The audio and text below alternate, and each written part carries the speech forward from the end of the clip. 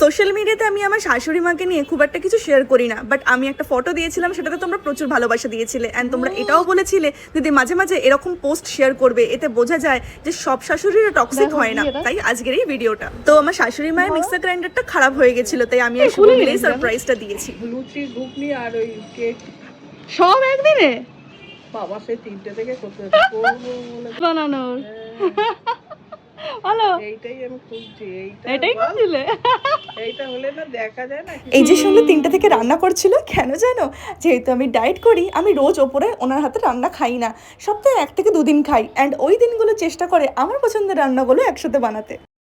না তা 4টে আছে, এটা মাথা লাগিয়ে দিয়েছি একটা, এটা আর একটা, এটা তো বেশি লাগবে, এটা তোমার কাজের না। কোনটা? এইটা, এইটুকুনিতে কি করবে তুমি? নিবি? না থাক, আছে তো আমার।